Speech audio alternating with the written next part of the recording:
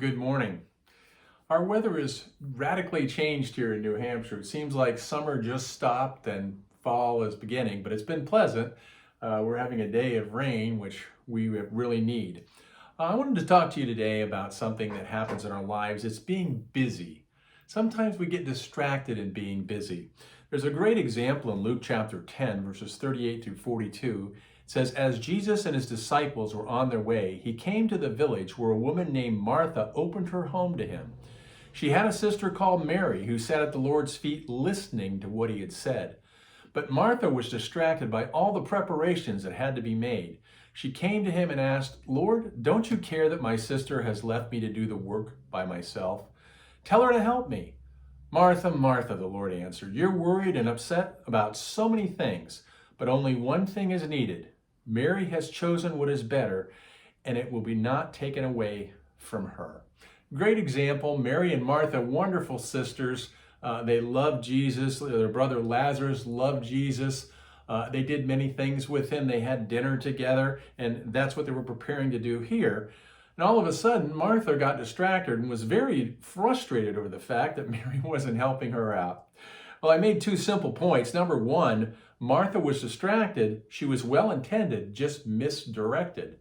And number two, Mary was focused, well-intended, and attentive. You know, it's important to do that, and Jesus is teaching in a very important lesson. By the way, if it wasn't for Martha, they wouldn't have had dinner, so Jesus wasn't saying dinner is not important, but she was just getting distracted over the little things of life. You ever felt like that?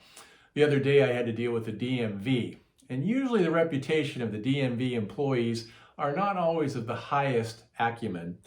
But let me tell you, Department DMV New Hampshire, they do an incredible job. I was so impressed with the people that I talked to. They were so friendly and bent over backwards to help me. So kudos to DMV workers in New Hampshire.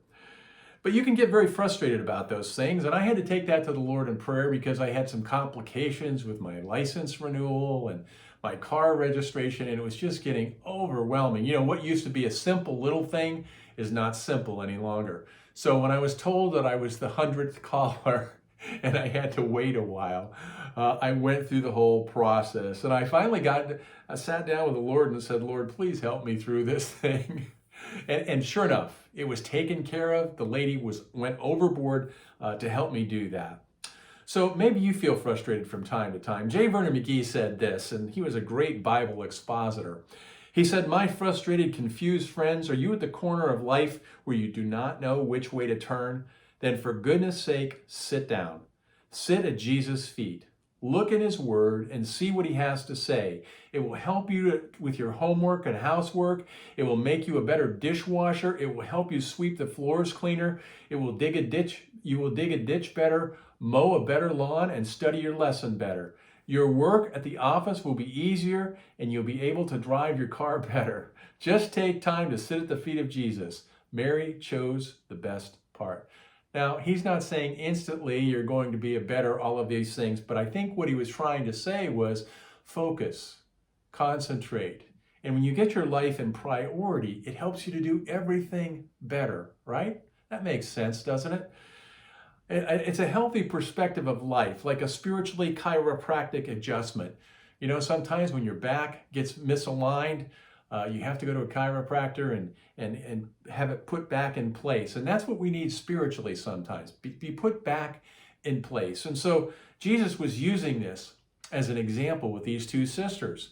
They were both doing important things, but Mary was doing a better thing. She was sitting at the feet of Jesus. Because when you sit at the feet of Jesus, and what that simply means is spending time alone with him in his word and letting him speak to you and you praying to him, it helps you to get aligned. And that's what he was talking about here. You get frustrated at times. They seem to be overwhelming. Take time to sit at the feet of Jesus. It's really important. I hope you have a wonderful day. Thank you for listening.